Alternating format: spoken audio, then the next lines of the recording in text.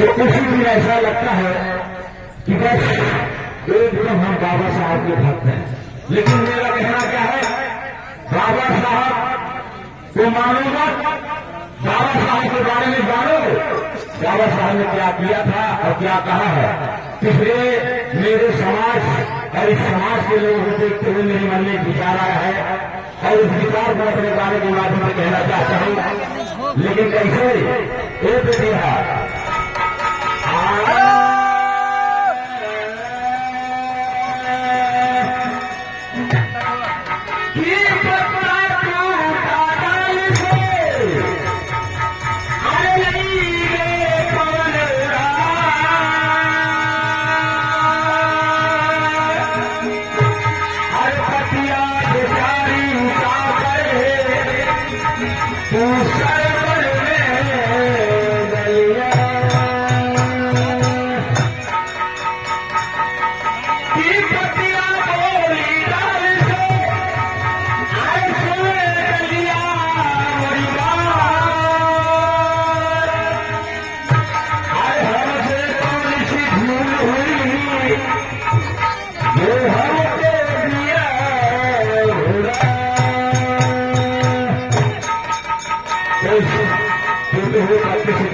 क्या है कि गलिया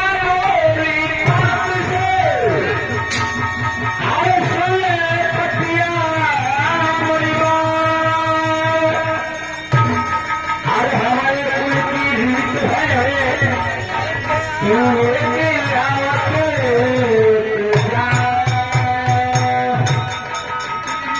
तो कैसे मास्टर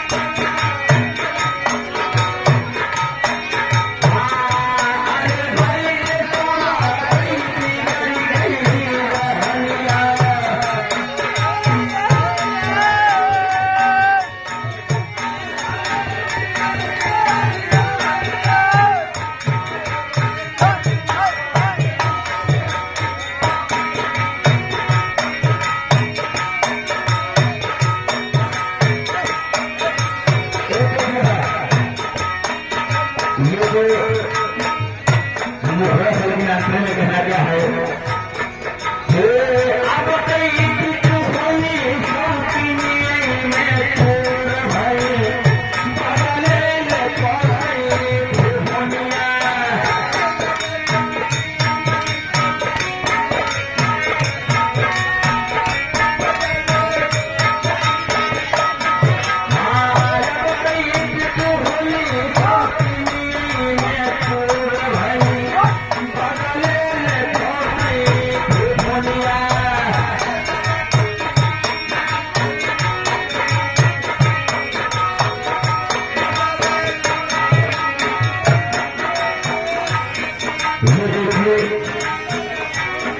हमारे माननीय श्री लाल बहादुर मौर्य जो कि ये पेपर है ग्राम स्वराज से विरुद्ध श्री अम्बेडकर नगर से उनकी तरफ से 100 रुपये का दान है।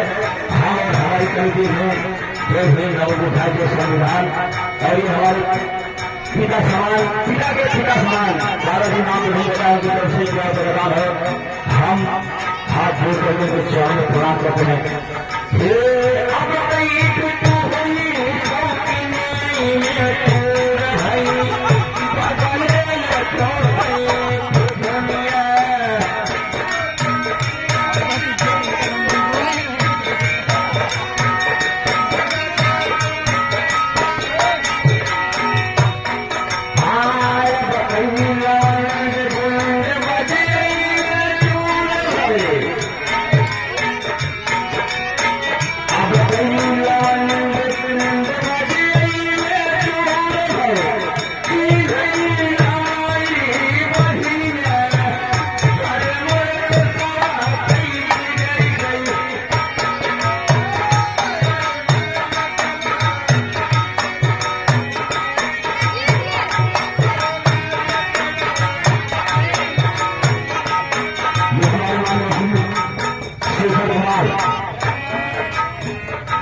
की फरमाइश है कि आज हमारा और रहेगा तो वह कहा खाया कहें मिठाई बड़ा खटाई के भाव बड़ा है कि जो रही मिठाई है खटाई हुई है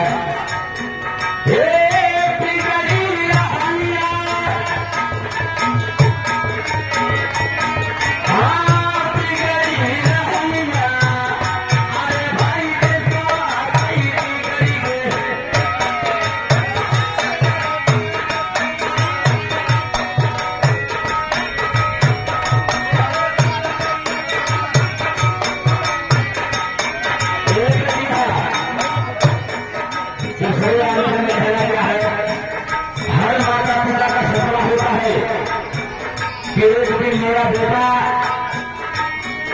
मेरे पूरे अपने काम आए बेटा करता क्या है ध्यान देकर सुनिएगा। यही कहा गया है कि अगर कहीं भजन रामायण कीर्तन होता है तो वहां कोई नहीं आता है।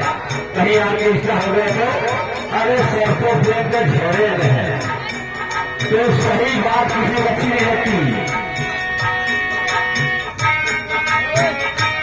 ये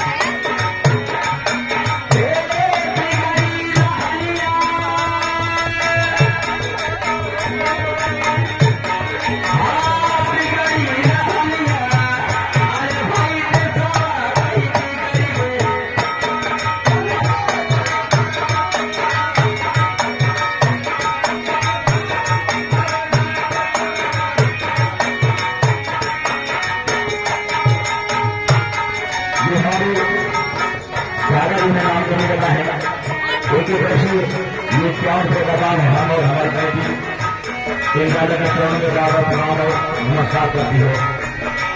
एक ही है काम है काम वही सिर्फ पैसा बढ़ा दिया गया है।